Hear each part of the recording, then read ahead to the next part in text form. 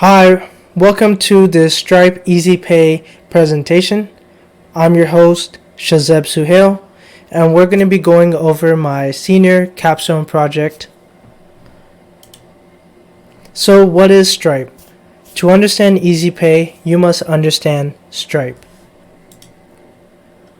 An overview of Stripe is that it's an online developer-friendly financial infrastructure built for things like accepting payments, sending payouts, basically automating financial processing, and ultimately growing revenue.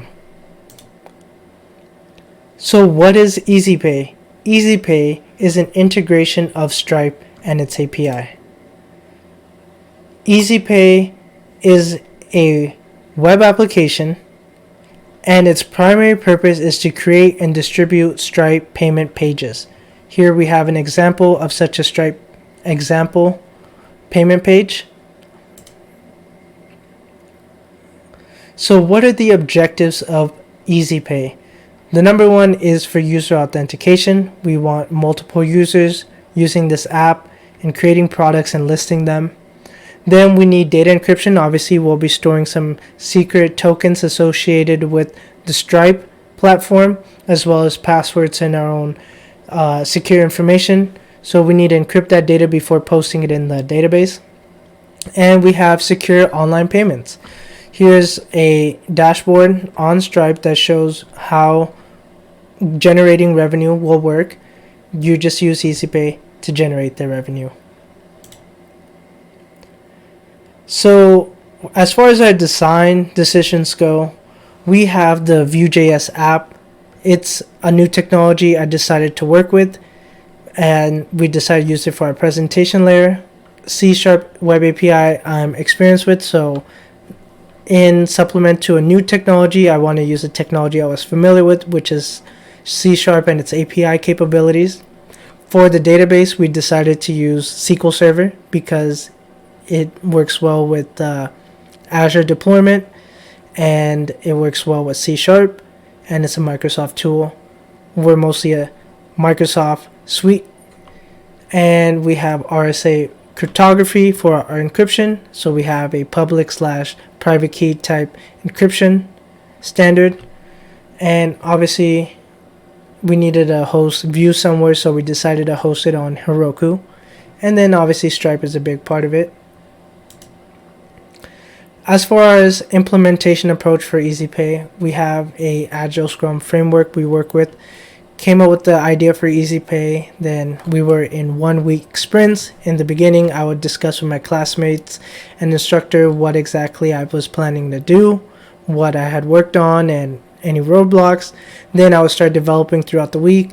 Towards the end of the week, I would test those features, make sure they were working or not working. Then I would compile it into documents to submit as milestone or as sprint deliveries, all the way up until the final delivery. For our software architecture, it's pretty basic. We have a user who only interacts with the Vue app. The Vue app then transmits data to the API built in C#, which then interacts with the SQL database and makes the calls to the Stripe API to produce payment portals. It then sends information back to Vue.js, which displays it to the user. So continuing the implementation approach, here's our UML diagram. So this top portion is the Vue app. It has 5 main components: sign up page, login page, the home page, and the home page has its 2 subsequent components, the user catalog and the account page. All of these are interacting with the main point of entry, the EasyPay controller on the C# API side. The EasyPay controller is connected to a Stripe service, which is also dealing with the database service and the crypto encryption service. Then we have our Azure Blob storage up here, which is for one of the features we'll cover later on. Then we have pretty much our data models that exist on the API. We have different account, login forms, update requests, and then different type of sales orders, which actually generate payment portals. For the sitemap, we have a total of 8 pages we can view. We have the home page, which on that upper level that is accessible by all users is the home page, about page, login page, sign up page. And when you sign up, it takes you to the login page. When you log in, it gives you green light access into the home page, which gives you the nested pages, which is the account page where you can update account information. You have your user catalog, which is for creating product items and editing, deleting. Once you want to check out an actual item, it takes you to the Stripe checkout page, which is actually generated by Stripe. And we just navigate there, and if you complete a successful Stripe checkout page, you go to the receipt page. Again, here's our data in the actual database, SQL database. We have an accounts table and we have an EasyPay catalog table. So a username is tied as a foreign key in the EasyPay catalog. They can have 0 or 1 or many different catalog items that exist all to one username. Here is our API endpoints. We have multiple endpoints for uploading images, checking out items, updating account information, registering, logging in, and we even have a webhook handler, which we'll get into more later in the presentation. Now, what are the basic features of EasyPay? So obviously we have a registration login feature. Once you're logged in, you can create items for sale. If you follow the green arrow, we can see this is what a user's catalog will look like. Just different items, has a price, a currency attached to it with a checkout button to the Stripe checkout page. Another big feature is you can upload photos. You don't have to just look for URLs online to use. You can upload your own photos. A lot of these photos I uploaded myself. And then you can test mode your payment page before you set it up in live mode, and this is just alternating live key and a test API keys. And this is how you can test your stuff before you make it live for actual payments. Then you could share your payment page. As you can see, this catalog is actually how I share it. There's a URL attached to this which you can send to people, and they'll pop up on this page where they can view your catalog. And a big feature of EasyPay is you can actually generate real revenue through EasyPay. So let's just go hop into the software demo. But before, I just want to mention we have the GitHub for the front end, we have the GitHub for the back end, and this is a way more in-depth analysis of how to set up your Stripe account with your EasyPay account. But we'll just go over some of the basic features on our EasyPay web app. So here's our EasyPay front end. We have a home page, login page, sign up page, about page. About just has additional information about the website. This is what I meant where you can actually view people's catalog items. We had to wait there for a second because there's no loading icon, which is kind of bad user experience. But here we have the items. You can check out items. It'll take you to the actual Stripe page. Once you go to fill out all this information, you should land up on this receipt page. Obviously you can sign up. You can also log in. If I log in right now, we'll land up on the product creating form, and then here you could edit items, you could delete items, you could do all sorts of stuff here. You have your account page, which you can use to update your username, password, email, and then you can switch between your live and test key. Here, if you're on the Stripe platform, you go to developers. Here's your API key. You could generate new secret keys, but you can only view them once, so you got to save them in a safe spot. For your test mode, you can see your secret key as many times as you want, but it's just for testing items. And that's pretty much it for the main features, besides logging out once you're done and you land on the home page. Continuing on, let's move towards software limitations. So one of the things you guys might have noticed is that you can only check out single items. So EasyPay is only limited right now to single items. I have this example here of what a multi-cart item would look like, checkout page, and we're missing some shipping details. So you can't add a shipping price to the items, you can't add delivery times, and it's limited to USA only. And here's an example of what a shipping detail would look like. You could add how many days and a price as well. Now, as far as bugs, we have two.